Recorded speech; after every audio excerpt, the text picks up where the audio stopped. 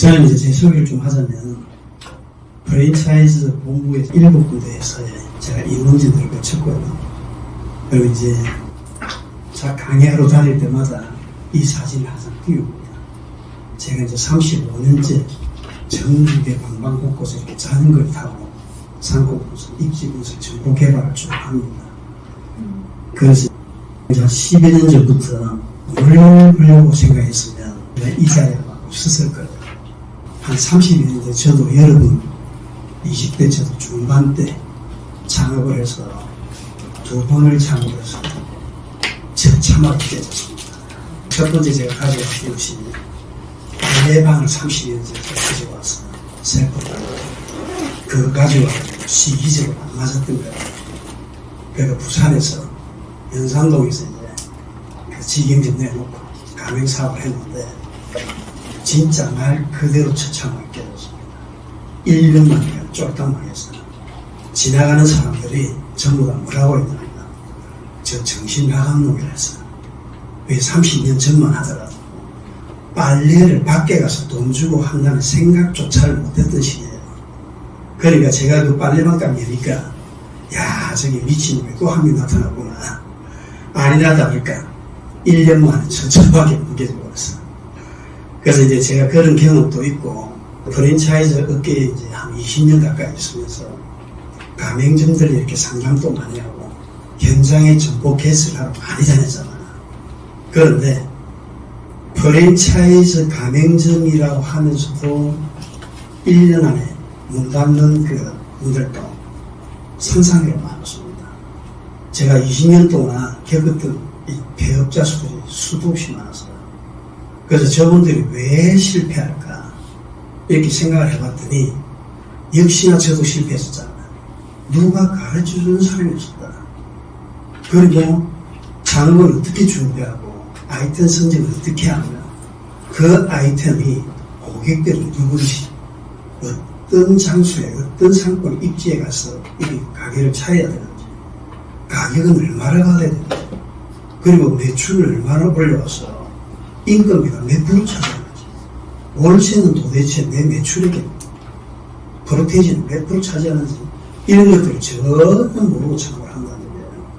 그런데 이제 많은 분들이 착각하시는 게 제가 이제 수많은 이제 예비 창업자들 상담해서 가맹점을 개설하면 대부분 보시면 회사의 임원진 계시는 분 그리고 영남급 장교 출신들 교수 그리고 교사들 평생을 그 일만 하셨잖아요.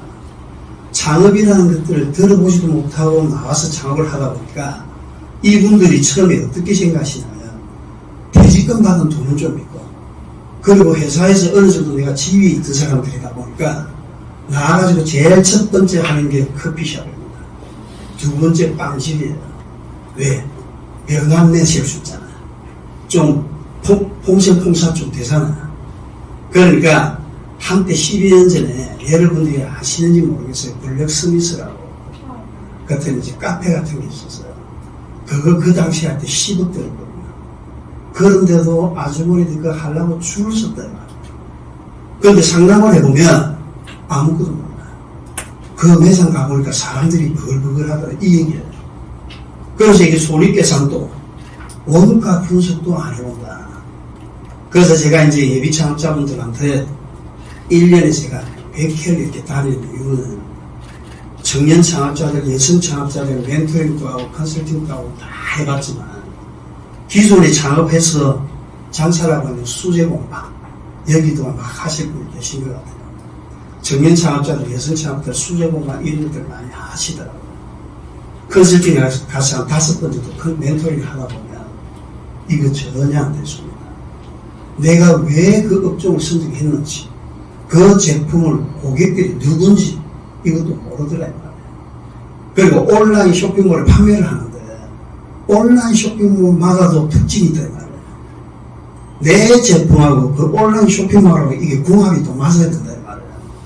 그런데 대개가 다 수제공방 하시는 분들은 아이디어스라는 게 웹사이트에 수수료가 22%입니다. 그러면 내가 매출이 한 달에 1억을 벌면 2,200만 원이 월세 수수료 줘야 된단 말이야. 그 웹사이트에.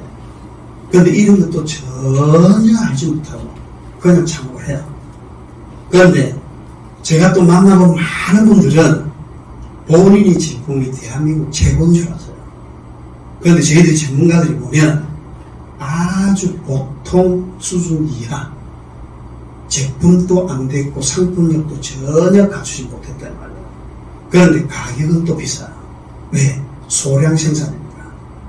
그래서 웹사이트 같은 데 가서 한번 쭉 조사를 좀 해보라 그래요. 그래서 제가 군산 쪽에 한번 청년 창업자가 홍익대학교 이 양반 미술을 전공한 거예요. 그걸 바탕으로 해서 수제 공방에 부채도 만들고 해서 제품은 조금 작품성이 있긴 해요.